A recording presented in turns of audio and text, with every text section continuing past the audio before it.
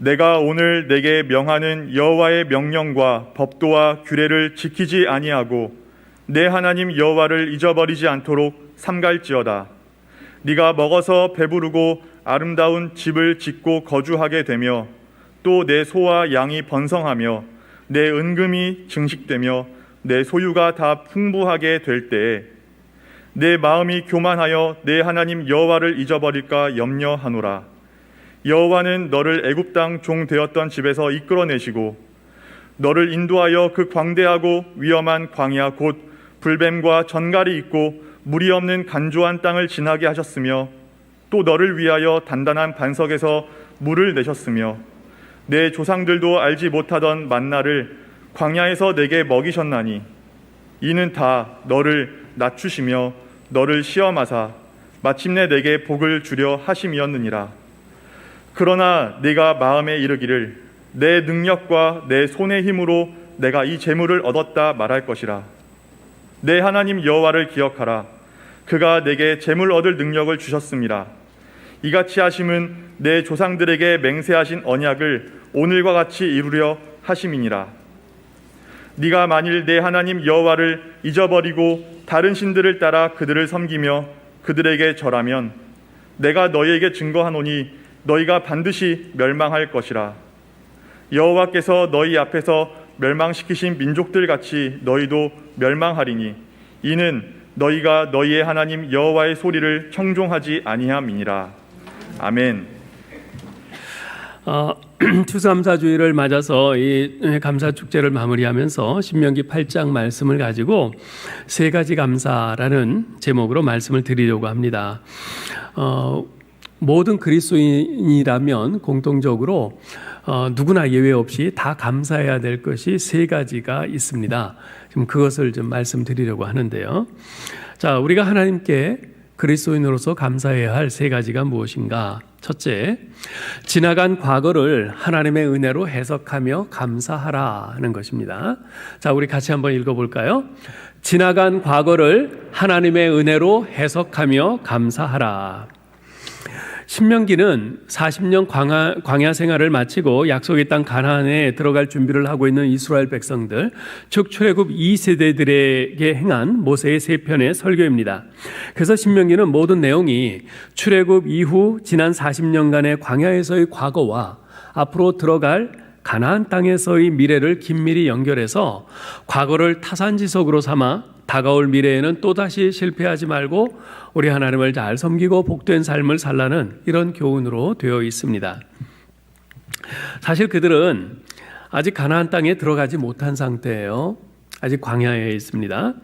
40년 전 가데스바네아에서의 12 정탐꾼 사건으로 하나님을 불신하고 원망한 이스라엘 백성들 중 당시 20세 이상 된 사람들은 광야에 머문 지난 40년 동안 모두 광야에서 다 죽었습니다. 오직 여호수아와 갈렙만이 예외였죠. 자, 이런 지나온 40년간을 생각을 할 때 백성들 마음에 어떤 생각이 들까요? 과연 감사할 것이 뭐가 있을까? 40년을 광야에서 살았어요. 40년을. 그리고 그 40년 기간 동안에 자기 아버지, 할아버지, 엄마 뭐 다 죽었죠. 예. 날마다 사람이 죽어갑니다. 200만 명이 40년 동안 죽었다고 한번 생각을 해보세요. 40년이면은 14,600일입니다. 200만을 14,600으로 나누면 하루 평균 137명씩 죽은 겁니다. 매일매일 곡소리가 여기저기서 들려요. 오늘은 이 집에서 누가 죽었대, 내일은 저 집에서 누가 죽었대. 매일 곡소리가 들려요. 하루에 137명 이상. 고라 일당의 반역 사건으로 하루에 250명이 불살라지기도 하고요. 연병으로 14,700명이 죽기도 했어요. 먹을 것이 없다고 모세를 원망하다가 무수히 많은 사람들이 불뱀에 물려 죽기도 했죠. 모압 여인들과 음행하다 연병으로 24,000명이 하루 새에 죽기도 했어요. 무모하게 아모리 족속을 치러 올라갔다가 처참하게 패배를 당하기도 했고요. 40년 동안 그 광야길을 뱅글뱅글 돌았습니다. 물이 없다고 원망하고 물이 쓰다고 원망하고 만나만 준다고 원망했어요. 지난 40년 세월의 한결같은 반복이었어요. 자, 그러한 40년 생활을 돌아볼 때 무슨 감사가 있을까? 대체로 사람들은 은혜는 물에 새기고 원하는 돌에 새깁니다. 똑같이 경험을 해도 무엇을 기억하느냐에 따라 인생의 태도가 달라집니다. 과거의 기억에 의해 인생의 태도가 달라지는 거죠. 그런데 일반적으로요, 나쁜 기억이 좋은 기억을 지배해 버립니다.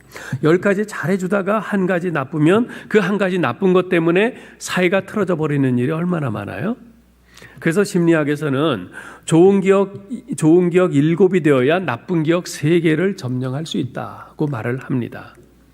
자, 이러한 인간의 속성을 너무나 잘 아시는 하나님이시기에 하나님께서 오늘 본문에서 계속 강조하시는 것이 있습니다. 그것이 뭐죠? 내 하나님 여호와를 잊어버리지 말라. 내 하나님 여호와를 기억하라는 것입니다. 11절 보면 내 하나님 여호와를 잊어버리지 않도록 삼갈지어다 그랬고요. 14절에 내 마음이 교만하여 내 하나님 여호와를 잊어버릴까 염려하노라 합니다. 18절에 내 하나님 여호와를 기억하라. 그가 네게 재물 얻을 능력을 주셨습니다. 19절 내가 만일 내 하나님 여호와를 잊어버리고 다른 신들을 따라 그들을 섬기며 그들에게 절하면 내가 너희에게 증거하노니 너희가 반드시 멸망할 것이라. 하나님을 잊지 마라. 하나님을 반드시 기억하라. 그래요. 즉 하나님의 은혜를 잊지 말라는 말입니다. 달리 말하면 지나온 과거를 하나님의 은혜로 해석하라는 것이에요. 여러분, 감사는요, 주어진 조건이 아니라 만들어지는 해석입니다. 무슨 말이냐면 해석을 어떻게 하느냐에 따라서 어떤 관점에 따라 해석하느냐에 따라 감사할 수도 있고 불평할 수도 있다는 말입니다. 여러분, 올라오시는 그 2층, 3층 계단 그 복도에 감사나무가 붙어 있죠. 거기에 많은 분들이 한 줄 감사를 써서 이렇게 감사 열매를 붙여주셨는데요. 2층 계단의 감사나무에 어떤 성도님이 이런 감사 내용을 써붙이셨어요. 사람이 월급으로 사는 것이 아니라 하나님 때문에 사는 것임을 뒤늦게라도 깨닫게 해주셔서 감사합니다. 지난 25년간 월급 봉투가 내 하나님이었던 것을 이제야 깨닫습니다. 실직하고 보니 광야를 지나면서 보니 그 사실을 깨닫고 이제부터라도 나를 먹이시고 입히시는 분은 하나님이심을 경험합니다. 이제부터라도 주님 손만 붙들고 살아가려고 합니다. 25년간 다니던 직장에서 실직을 했어요. 지난 25년 동안 매달마다 타오는 그 월급으로 사는 줄 알았어요. 그런데 실직하고 보니 실직하면 월급이 안 들어오잖아요. 그런데 계속 살아가요. 아, 내가 월급으로 사는 것이 아니었구나. 하나님의 붙드시는 손으로 살았구나. 그 사실을 깨닫는 거죠. 사람이 빵으로 월급으로 사는 것이 아니라 하나님께 사는 것임을 뒤늦게라도 깨닫게 해주셔서 감사합니다. 실직한 그 상황에서 무슨 감사가 있겠어요? 무슨 감사가 나올 수 있겠어요? 그런데 감사가 나오는 거예요. 월급으로 사는 게 아니라 하나님 손으로 사는 것인데, 이제까지 내가 하나님 손으로 살아왔는데 늦게라도 이것을 깨닫게 하시니 감사합니다.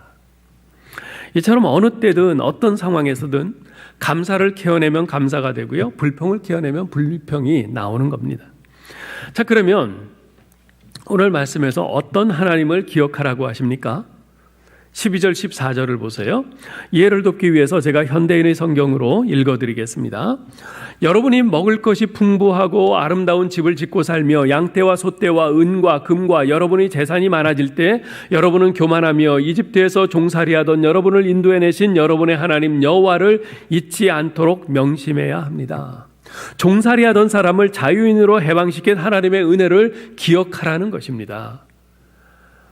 오늘날 우리로 말하면 나 같은 죄인을 예수 그리스도의 십자가에서 그 속의 은혜로 구원해 주신 것을, 그 하나님의 은혜를 기억하라는 것이죠.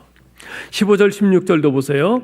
너를 인도하여 그 광대하고 위험한 광야 곧 불뱀과 전갈이 있고 물이 없는 간조한 땅을 지나게 하셨으며 또 너를 위하여 단단한 반석에서 물을 내셨으며 내 조상들도 알지 못하던 만나를 광야에서 내게 먹이셨나니 이는 다 너를 낮추시며 너를 시험하사 마침내 내게 복을 주려 하심이었느니라. 하나님께서 어떤 은혜를 베풀어 주셨다고 합니까? 종되었던 집에서 이끌어내 주신 것으로 끝난 것이 아니라 그들을 인도하여 광야를 지나게 하셨고 반석에서 물을 내셨고 만나로 먹이셨다는 겁니다. 그러한 고난의 과정을 거치게 하신 이유가 뭡니까? 세 가지예요. 첫째는 겸손의 훈련을 시키시기 위해서입니다. 2절을 볼까요?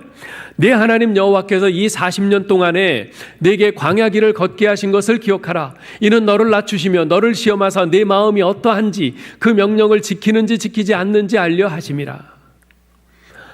이스라엘 백성들을 그 광야 40년 동안 겸손의 훈련, 그들을 낮추시는 겸손의 훈련을 시키시기 위해서 그 고난의 과정을 거치셨다는 거예요. 둘째는 믿음과 순종의 훈련을 시키시기 위해서입니다. 3절 보세요. 너를 낮추시며 너를 줄이게 하시며 또 너도 알지 못하며 내 조상들도 알지 못하던 만나를 내게 먹이신 것은 사람이 떡으로만 사는 것이 아니요 여호와의 입에서 나오는 모든 말씀으로 사는 줄을 내가 알게 하려 하심이니라. 인생은 떡으로만 사는 것이 아니라 하나님의 말씀으로 산다는 사실을 피부에 닿도록 경험함으로써 오직 하나님만을 철저히 신뢰하고 순종하게 하기 위해서 그들을 그 광야길에서 40년 동안 그 고난의 과정을 거치게 하셨다는 거죠. 셋째는 마침내 복을 주시기 위해서입니다. 16절 보세요. 이는 다 너를 낮추시며 너를 시험하사 마침내 내게 복을 주려 하심이었느니라. 복은 그냥 찾아오지 않습니다. 이런 겸손의 훈련, 이 겸손의 훈련과 믿음과 순종의 훈련을 거쳐서야만 마침내 그 복을 얻게 되는 것입니다. 그렇지 않고선 주어지는 것은 복이 아니라 그건 저주입니다. 이처럼 지나온 광야 40년은 비록 고난의 과정이었지만 그들을 겸손케 하고 하나님만을 온전히 신뢰하고 철저히 순종하게 함으로써 마침내 복을 얻게 하시려는 훈련의 과정이었던 거죠. 이것을 생각할 때 그토록 고생스럽던 광야 40년은 하나님의 은혜인 것이며 따라서 그 광야 40년 자체에 대해서도 감사할 수 있는 거죠. 여러분, 지나온 과거를 하나님의 은혜로 알고 감사하는 삶을 사는 사람들은 지나온 과거의 어떤 일이든 그것을 하나님께서 내 인생에 베푸신 플러스로 해석하면서 감사하는 겁니다. 우리가 살다 보면 굴곡이 있죠. 한참 모든 게 형통하고 잘 돼서 막 올라가는 그야말로 의기양양한 그럴 때의 삶이 있어요. 그런가 하면 추락할 때도 있잖아요. 바닥까지 떨어질 때도 있습니다. 그런데 내가 한참 형통하든 바닥으로 추락하든 그 과거의 그 어떤 일이든지 간에 그것을 하나님께서 내 인생에 베푸신 플러스로 해석하면서 감사할 때 그 사람은 지나온 모든 과거가 하나님의 은혜였구나. 그것을 알았기 때문에 그렇게 감사할 수 있는 거죠. 억지 같지만 그것이 바로 성경이 말하고 있는 진리입니다. 역사는 하나님이 섭리하셔서 결국 모든 것을 합력하여 선을 이루게 하시기 때문에 그렇습니다. 지극히 선하신 하나님께서 그 모든 과정을 통해서 마침내 당신의 사랑하는 자녀된 우리를 복되게 하시기 때문이죠. 일례로 요셉을 보세요. 어릴 때 형제들에 의해서 인신매매 되었잖아요. 또 팔려가서 그 주인집에서 모함을 당하고 억울하게 감옥에 갇혔어요. 어린 나이에 너무나 큰 고난의 연속이었습니다. 생각하고 싶지도 않은 아주 끔찍하고 악몽 같은 그런 과거였을 겁니다. 그런데 훗날 요셉은 그러한 자신의 과거를 어떻게 해석했습니까? 창세기 45장 5절, 7절, 8절을 보면 이렇게 말합니다. 당신들이 나를 이곳에 팔았다고 해서 근심하지 마소서, 한탄하지 마소서. 하나님이 생명을 구원하시려고 나를 당신들보다 먼저 보내셨나이다. 하나님이 큰 구원으로 당신들의 생명을 보존하고 당신들의 후손을 세상에 두시려고 나를 당신들보다 먼저 보내셨나니 그런즉 나를 이리로 보내신 이는 당신들이 아니요 하나님이시라. 하나님이 나를 바로에게 아버지로 삼으시고 그 온 집의 주로 삼으시며 애굽 온 땅의 통치자로 삼으셨나이다. 지금 애굽의 통치자가 된 이 요셉 앞에선 형들은 벌벌벌 떨어요. 왜냐하면 자신들이 팔았으니까. 그런데 요셉은 어떻게 말해요? 당신들이 나를 판 거는 맞지만 그런데 사실은 하나님이 생명을 구원하시려고 나를 보내신 거다. 하나님이 보내신 거다. 당신들이 팔아서 내가 오게 된 것이 아니라 하나님이 보내신 거다. 그래서 하나님이 당신들과 당신들의 후손들의 그 가족들의 생명을 다 이 땅에 두시려고 나를 보내신 거다. 이렇게 해석을 하는 거죠. 여러분, 이게 바로 신앙입니다. 이게 신앙이에요. 그렇지 않고 형들 잘 걸렸다. 내가 어렸을 때 그렇게 나를 팔아갖고 나로 하여금 이렇게 모진 고생을 하게 했지. 어제 맛 좀 봐라. 이건 신앙인이 아니죠. 네? 비록 자기에게 닥친 현실은 그러한 것이 이제 팩트라 할지라도 우리 하나님의 눈으로 보는 겁니다. 하나님의 시각으로 보는 거예요. 그리고 해석을 하는 겁니다. 그럴 때 의미가 달라지는 거죠. 이게 신앙인 것이. 우리 사랑하는 성도 여러분, 혹시 지나간 과거에 대해서 여전히 불평과 원망과 후회에 사로잡혀 계신 분들 계시지 않습니까? 그렇다면 오늘 하나님 말씀에 귀 기울이시고 여러분을 괴롭게 하는 그 과거를 은혜의 렌즈를 끼고 다시 바라보시기 바랍니다. 그리고 곰곰이 생각하면서 재해석하시기 바라요. 여러분이 지난날 어떤 경험을 했건 하나님의 은혜의 렌즈를 끼고 해석을 할 때 여러분의 모든 과거는 다 감사할 수 있는 조건이 되는 줄 믿습니다. 자, 두 번째로 감사할 것은 지금 현재를 하나님의 은혜로 받아들이고 감사하라는 것이에요. 지금 현재를 하나님의 은혜로 받아들이고 감사하라. 여러분 17절 18절 말씀을 한번 보시기 바랍니다. 우리 같이 한번 읽어보죠. 그러나 내가 마음에 이르기를 내 능력과 내 손의 힘으로 내가 이 재물을 얻었다 말할 것이라. 내 하나님 여호와를 기억하라. 그가 내게 재물 얻을 능력을 주셨음이라. 이같이 하심은 내 조상들에게 맹세하신 언약을 오늘과 같이 이루려 하심이니라. 자, 이스라엘 백성들이 가나안 땅에 들어가서 아주 부유해졌을 때, 재물을 많이 모았을 때 그때 어떻게 생각하라는 겁니까? 현대인의 성경에서는요, 이것을 이렇게 번역을 했어요. 여러분은 여러분의 힘과 능력으로 부유해졌다고 생각해서는 안 됩니다. 여러분에게 부유해지는 능력을 주신 분이 여러분의 하나님 여호와이심을 기억하십시오. 여호와께서 이렇게 하시는 것은 여러분이 조상들에게 하신 약속을 오늘날처럼 지키기 위해서입니다. 이스라엘 백성들이 가나안 땅에 들어가서 얻게 될 그 풍요와 그 복은 궁극적으로 너희들 스스로의 능력이나 공로로 얻은 것이 아니라는 겁니다. 하나님께서 내게 재물 얻을 능력을 주셨다는 겁니다. 그들의 조상들에게 하신 약속을 이루시기 위해서 하나님께서 그렇게 하신 것이라는 거예요. 그 모든 것을 허락하신 분은 바로 여호와 하나님이심을 기억하라고 하시죠. 잠언 30장 7절로 8절에 보면 7절로 9절에 보면 그 유명한 아굴의 기도가 나옵니다. 내가 두 가지 일을 주께 구하여 싸우니 내가 죽기 전에 내게 거절하지 마시옵소서. 곧 헛된 것과 거짓말을 내게서 멀리 하옵시며 나를 가난하게도 마옵시고 부하게도 마옵시고 오직 필요한 양식으로 나를 먹이시옵소서. 홍내가 배불러서 하나님을 모른다 여호와가 누구냐 할까 하오며 홍내가 가난하여 도둑질하고 내 하나님의 이름을 욕되게 할까 두려워함이니이다. 아굴이 두 가지를 기도하는데요. 두 번째 기도 제목이 뭐예요? 나를 가난하게도 마옵시고 부하게도 마옵시고 오직 필요한 양식으로 나를 먹이시옵소서 하는 것이. 대부분의 사람들은 이왕이면 부자가 되고 싶어 합니다. 그런데 어째서 아굴은 그와는 사뭇 다르게 기도한 것일까요? 아굴은 지금 가난하든지 부유하든지 그러한 외부의 환경을 어떻게 해서든지 자기 중심적으로 해석하려는 우리 인간의 악함을 지적하고 있는 것입니다. 즉 배부를 때, 부유할 때 우리 인간은 하나님을 몰라, 하나님 모른다, 여호와가 누구냐 그러면서 하나님을 부인한다는 겁니다. 오늘날 내가 이렇게 잘 살게 된 것이 내가 열심히 노력해서 된 것이지 언제 하나님이 나를 도와줘서 그렇게 된 것이냐. 내가 먹을 것 안 먹고 입을 것 안 입고 좋은 차 안 타고 열심히 일하고 아껴서 모아서 이렇게 됐지 언제 하나님이 나 복권 한 장 맞게 해준 적 있어? 이런다는 거죠.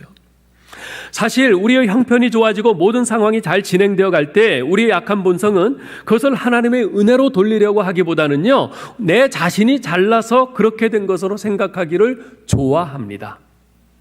즉 자기 교만과 영적 치매에 빠지고 마는 거죠. 예. 이 모두가 하나님께서 내게 은혜를 주셔서 내가 오늘 여기까지 올 수 있었음에도 불구하고 그것을 까맣게 잊어버리고 다 자기 공로로 돌려요. 그러니 그게 영적 치매가 아니고 뭐겠어요. 모세는 인간의 이러한 보편적인 본성을 미루어 볼 때 이스라엘 백성들도 가나안 땅에 들어가 살림살이가 피고 넉넉해지면 틀림없이 하나님의 은혜를 잊어버리고 자기 교만에 빠지게 될 것을 예견하면서 우려하고 있는 것이죠. 여러분 한번 생각해 보세요. 여러분 똑똑하십니까? 하나님이 똑똑한 머리를 주신 겁니다. 여러분 외모가 뛰어나세요? 하나님이 아름다운 외모를 주신 거예요. 아니요, 난 성형외과 의사가 만들어줬어요. 뭐 이럴 분도 있을지 모르겠는데, 그럼 그렇게 사세요. 여러분 운동 잘하세요? 하나님이 여러분에게 건강한 체력을 주신 겁니다. 사업이 잘 돼서 돈을 잘 버십니까? 하나님께서 사업의 재능을 주시고 또 그런 환경을 열어주신 거예요. 여러분 피아노 잘 치세요? 하나님이 피아노 잘 칠 수 있는 능력을 주신 겁니다. 여러분이 지금 형통하고 잘 나가고 있습니까? 하나님이 여러분을 그 형통의 길로 인도하신 겁니다. 따라서 마땅히 하나님께 다 돌아가야 할 영광이에요. 여러분 사도 바울의 고백을 한번 보세요. 고린도전서 15장 10절에서 이런 고백을 합니다. 그러나 내가 나 된 것은 하나님의 은혜로 된 것이니 내게 주신 그의 은혜가 헛되지 아니하여 내가 모든 사도보다 더 많이 수고하였으나 내가 한 것이 아니요 오직 나와 함께 하신 하나님의 은혜로라. 여러분 보세요. 사도의 서열로 치면 사도 바울은 맨 꼴찌예요. 말째예요. 그렇죠? 맨 꼴찌예요. 그런데 내가 모든 사도보다 더 많이 수고하였다. 감히 사도 바울이 이렇게 말할 정도로 실제로 사도 바울은 많이 수고했어요. 신약성경 27권 가운데 13권을 사도 바울이 썼어요. 거의 절반을. 게다가 가는 곳마다 수많은 교회들을 세웠죠. 그 안디옥에서부터 저 멀리 로마 서머나에 이르기까지 그가 가는 곳마다 그렇게 교회를 세우고 선교하기에 열심을 냈어요. 그렇게 말할 만하죠. 그런데 사도 바울이 뭐라고 고백을 해요? 내가 한 것이 아니요 오직 나와 함께 하신 하나님의 은혜로라. 내가 나 된 것은 하나님의 은혜로 된 것이다. 이 고백을 합니다. 여러분 지금 한번 생각해 보세요. 지금 나에게 만족할 만한 어떤 조건이 있는가? 내가 참 괜찮다, 만족스럽다, 그런 어떤 것들이 있습니까? 그렇다면 그것을 하나님의 은혜로 나는 과연 생각하고 있는가? 이것이 그 다음에 물어야 할 질문이에요. 하나님의 은혜로 생각하고 나는 하나님께 감사하고 있는가? 나를 드러내며 교만이나 자아도취, 영적 침해에 빠져서는 안 됩니다. 설령 지금 주어진 조건이 자신이 보기에는 절망적이고 심각하다 할지라도 그건 역시 하나님의 은혜로 받아들이고 감사해야 합니다. 그런 점에서 우리 감사노트 11번째 날에 나오는 손양원 목사님의 9가지 감사는 우리에게 큰 도전이 되죠. 공산당 청년들에게 복음을 전하다가 총살을 당한 두 아들의 장례식에서 손양원 목사님은 이렇게 하나님께 감사하셨어요. 5째, 예수 믿다가 누워 죽는 것도 큰 복이라 하거늘 하물며 전도하다 총살 순교 당함이리요 하나님 감사합니다. 6째, 미국 유학 가려고 준비하던 내 아들 미국보다 더 좋은 천국 갔으니 내 마음 안심되어 하나님 감사합니다. 지금 총살당해갖고 피죽음이 돼서 온 그 두 아들 시신을 놓고 그 장례식을 하는데 어떻게 이런 감사가 나올 수 있습니까? 그것은 내 생때 같은 아들들이 이렇게 처참한 죽음을 당한 것까지도 이 현실도 하나님의 은혜로 받아들였기에 가능했던 감사인 것이죠. 여러분, 사람이 감사하지 못하는 이유 중에 하나는요, 자신보다 많은 것, 나은 것, 좋은 것과 늘 비교하기 때문에 그래요. 그러나 아무리 어렵고 힘들어도 자신보다 조금만 낮은 것을 보면 그만 감사할 수 있어요.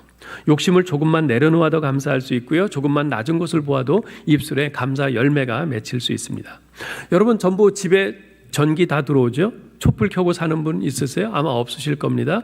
집에 전기만 들어와도요, 전기 혜택 없이 사는 이 세상에 20억의 사람들보다 감사할 이유가 있습니다. 여러분 다 수도 틀면은 수돗물 콸콸콸 잘 나오죠? 우물 길어 먹는 분 안 계시죠? 수돗물만 먹을 수 있어도 땅에 떨어진 빗물 받아서 먹고 배 앓다가 죽어가는 이 세상의 10억의 사람들보다 감사할 이유가 있는 겁니다. 하루 1,000원 이상으로만 생활해도 1,000원 미만으로 하루를 살고 있는 12억 명의 사람들보다 감사할 수 있는 이유가 있습니다. 하루 한 끼라도 따뜻한 음식을 먹을 수 있다면 하루 한 끼도 제대로 못 먹어서 영양실조로 고통받는 이 세상 8억 명의 사람보다 감사할 이유가 있는 겁니다. 내 몸이 건강하다면 그렇지 못해서 병약해서 이번 주를 넘기지 못할 100만 명의 환자들보다 감사할 이유가 있는 겁니다. 만일 냉장고에 음식이 있고 몸에 옷이 걸쳐져 있고 잠을 잘 수 있는 집이 있다면 그렇지 못한 이 세상 75억 명 인구 가운데 75%의 그 사람들보다도 감사할 이유가 있는 겁니다. 우리가 이렇게 생각을 해본다면 현재 내가 감사할 것들이 얼마나 많습니까? 사랑하는 성도 여러분, 지금 여러분의 현재를 하나님의 은혜로 받아들이며 감사하실 수 있기를 바랍니다. 세 번째 감사할 것이 있는데요. 그것은 미래를 하나님의 은혜로 주실 것을 기대하며 감사하라는 것이에요. 같이 한번 읽어볼까요? 미래를 하나님의 은혜로 주실 것을 기대하며 감사하라. 미래에 대한 기대가 없는 사람은 감사할 수 없습니다. 오늘 10절 말씀을 우리 같이 한번 읽을까요? 내가 먹어서 배부르고 내 하나님 여호와께서 옥토를 내게 주셨으므로 말미암아 그를 찬송하라. 찬송하리라 그랬어요. 자, 이것은 이스라엘 백성들이 장차 가나안 땅에 들어갔을 때 거기에서 하나님께서 풍성한 것을 허락하시는 것을 이제 경험하면서 하나님께 감사하게 될 것이다, 찬송하게 될 것이다 그 말입니다. 아직 이들은 받지 못했어요. 그런데 7절 보면 내 하나님 여호와께서 너를 아름다운 땅에 이르게 하시리니라고 말해요. 지금은 광야에 있어요. 물 하나 제대로 나지 않고 곡식 심어도 나지 않는 척박한 사람이 살 수 없는 그 광야에 있어요. 그렇지만 하나님의 약속이 있어요. 내 하나님 여호와께서 너를 장차 아름다운 땅에 이르게 하시리니, 미래의 아름다운 땅에 이르게 하신다고 말씀합니다. 여러분, 우리에게도 동일하게 주시는 약속입니다. 우리 앞에도 아름다운 미래의 땅이 있습니다. 지금 힘들고 지쳐있다고 낙심하며 원망하지 마시기 바랍니다. 기대의 땅이 있습니다. 여러분, 자녀들이 여러분 기대대로 자라주지 않을 때 많이 속상하죠. 그렇다고 해서 여러분 자녀들에 대해서 기대를 절대 접으시면 안 됩니다. 여러분이 기대하는 것과는 달리 자녀들이 거기에 못 미친다 해도 절대로 자녀에 대한 기대를 접으시면 안 돼요. 자녀에 대해서 항상 기대를 가지고 하나님께 감사하세요. 기대를 포기하시면 안 돼요. 이건 굉장히 중요한 겁니다. 여러분이 자녀들에 대해서 기대를 포기하는 순간 여러분이 포기한 대로 자녀는 갑니다. 절대 포기하지 마세요. 항상 기대하고 우리 하나님 앞에 기도하면서 기다리셔요. 남편에 대해서도 마찬가지고 아내에 대해서도 마찬가지입니다. 여러분 잘 안 되는 지금 사업에 대해서도 그렇고 여러분 장래에 대해서도 그래요. 특히 교회에 대해서 더더욱 그렇습니다. 여러분 교회를 볼 때 여러분 마음에 안 드는 그런 부분들도 있을 거예요. 부족한 부분들도 많이 눈에 보일 겁니다. 그러면서 어떤 사람은 뭐 교회가 뭐 이래 그러면서 이 교회 저 교회 막 옮겨 다니는 그런 분들도 있어요. 한편으로 이해는 돼요. 그렇지만 여러분 교회가 뭡니까? 교회는 우리 주 예수 그리스도의 몸이에요. 교회 예수 그리스도의 몸된 교회예요. 우리 하나님 아버지께서 당신의 피로 값주고 사신 교회입니다. 그만큼 교회를 소중히 여기신단 말이에요. 그런데 왜 우리가 포기해요? 왜 교회에 대한 기대를 접습니까? 그건 아니죠. 계속해서 기대를 갖고 기도하세요. 네. 우리에게도 참 만족을 누릴 수 있는 그 때가 있습니다. 여러분, 제가 종종 예레미야 29장 11절 말씀을 말씀드리는데요. 너희를 향한 나의 생각을 내가 아나니 곧 너희에게 소망을 주려는 것이라. 네? 너희에게 재앙이 아니라 소망을 주려는 것이라. 네? 여러분 보세요. 저는 이 말씀을 이렇게 해석해요. 가장 좋은 것은 아직 오지 않았다. 가장 좋은 것은 아직 오지 않았다. 하나님께서 우리에게 가장 좋은 것을 주실 때가 아직 남아 있는 겁니다.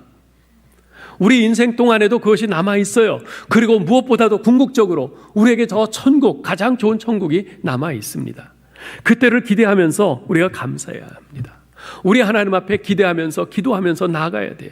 여러분, 감사는요, 축복의 통로입니다. 행복의 씨앗이에요. 감사하면 감사의 열매가 맺히게 됩니다. 감사한 만큼 미래가 행복해집니다. 지금이 아무리 어렵고 힘들어도 우리가 미래를 보면서 입술로 감사를 표현하면 하나님께서 우리 입술의 소리를 들으시고 하나님께서 그 입술의 열매를 맺게 하십니다. 그래서 내가 어떤 기대를 갖고 어떤 말을 하느냐, 이게 굉장히 중요해요. 복음서에 보면요, 우리 예수님께서 감사하신 사건이 5번 기록되어 있습니다. 마태복음 11장 25절에 보면 회개하지 않는 마을 고라신과 베세다 가버나움을 보면서 예수님께서 탄식하면서 책망을 하셨어요. 그런데 그 뒤에 바로 감사하셨어요. 두 번째는 마태복음 14장 19절에 나오는 오병이어 사건이에요. 굶주린 무리가 5,000명이나 되는데 가진 것은 한 어린아이가 도시락으로 싸온 물고기 2마리와 보리떡 5개밖에 없어요. 근데 그때 주님께서 감사하셨어요. 세 번째는 마태복음 15장 36절인데 이번엔 4,000명을 먹어야 되는데 가진 것이라고 물고기 2마리와 보리떡 7개밖에 없었어요. 근데 그때도 주님께서 감사하셨어요. 네 번째는 요한복음 11장 41절인데요. 나사로가 죽었을 때 그의 무덤 앞에서 감사하셨습니다. 다섯 번째는 누가복음 24장 30절인데요. 예수님께서 죽음을 앞두고 최후의 만찬 때 제자들 앞에서 감사하셨어요. 예수님께서 하나님께 감사하신 이 5번의 사건을 보면요, 아주 놀라운 공통점이 하나 나타납니다. 그것은 객관적으로 볼 때 도저히 감사할 수 없는 상황에서 감사하셨다는 것이에요. 예수님께서는 고라신 베세다 가버나움에서 권능을 가장 많이 행하셨습니다. 그럼에도 불구하고 그 고을 사람들은 회개를 하지 않아요. 우리 예수님께서 열심히 권능을 행하시고 복음을 전하셨지만 뜻대로 되지 않는 순간이에요. 그들은 회개치 않아요. 예수님께서 탄식하면서 그들을 책망하셨어요.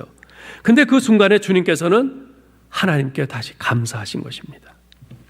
오병이어와 칠병이어의 기적 사건이 일어났을 때 그 상황은 하루 종일 굶주린 그 무리들로 인해서 어찌해야 좋을지 몰라서 제자들이 이리 뛰고 저리 뛰면서 아주 당혹해하던 그런 상황이에요.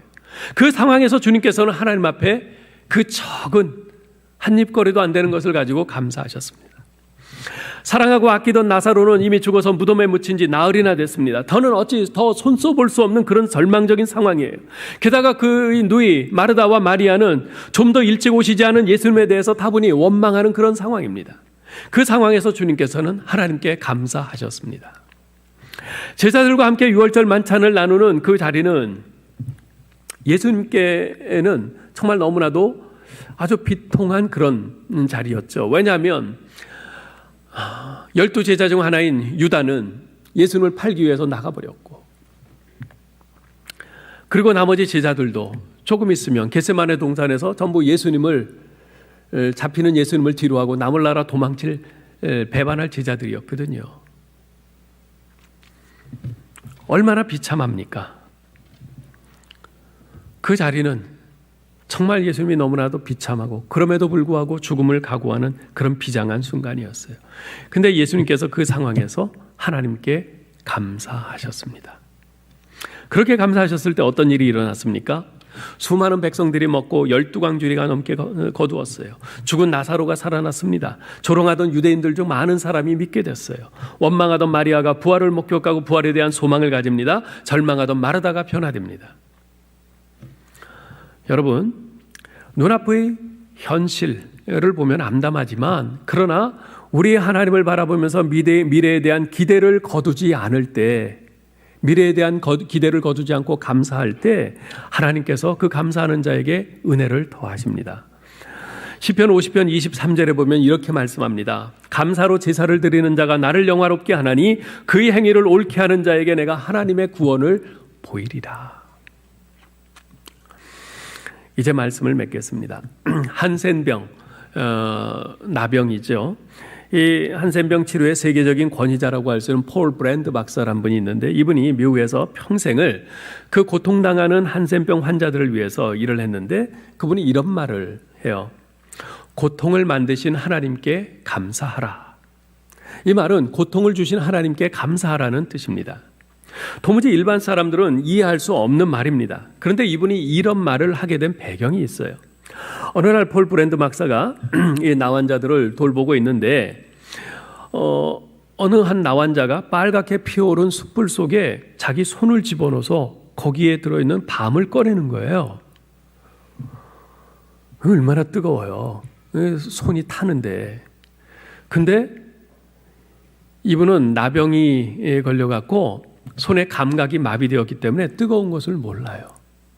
그래서 불 속에 손을 넣은 거죠. 그 광경을 보고 이 폴 브랜드 막사가 이런 생각을 합니다. 나 환자의 진짜 비극은 나병 그 자체에 있는 것이 아니라 고통을 느끼는 신경이 마비되어 있는 것이구나. 왜냐하면 불에 데웠는데도 고통을 못 느끼니까 그냥 방치하게 되죠. 그 결과 나쁜 세균이 거기에 침투해요. 염증을 일으킵니다. 썩어갑니다. 종래는 절단할 수밖에 없죠. 그래서 폴 브랜드 박사가 이렇게 말을 해요. 나 환자의 비극은 육체가 고통을 느끼지 못하는 데 있습니다.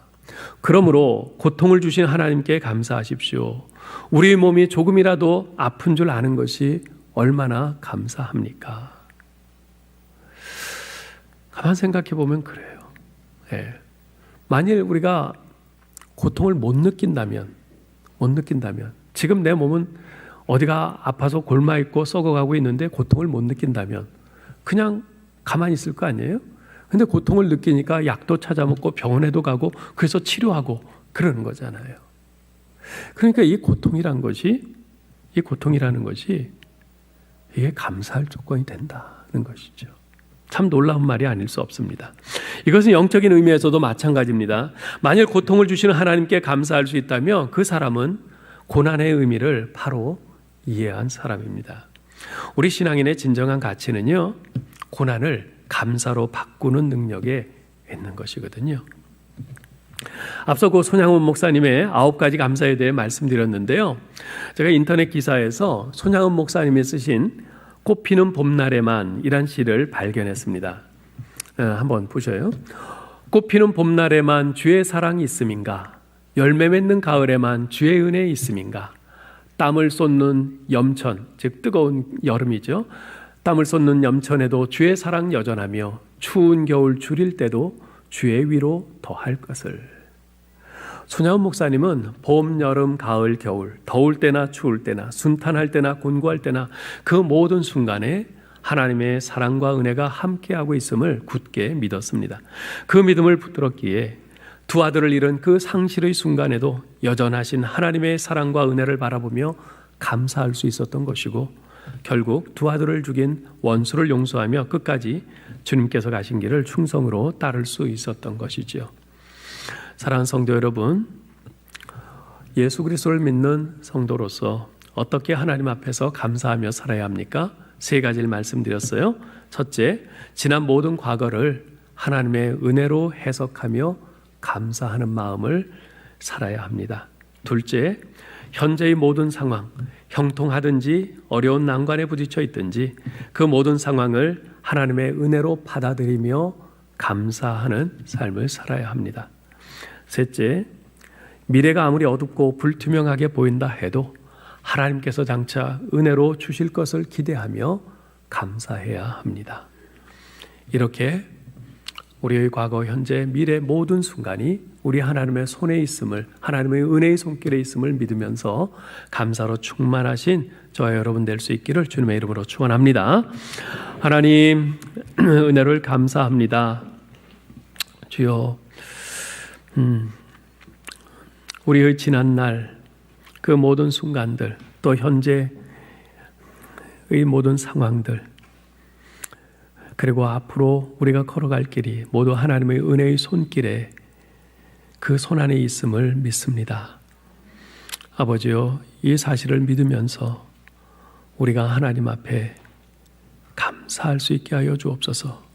이 감사의 눈으로 모든 상황들을 해석하고 바라볼 수 있게 하시고, 그래서 그 도저히 감사할 수 없다고 생각되는 그런 상황 속에서도 감사한 것을 발견할 수 있는, 그리고 감사할 수 있는, 정말 세상 사람들이 알지 못하는 이 감사의 비밀을 갖고 사는 우리 모든 성도들 다 되게 하여 주옵소서.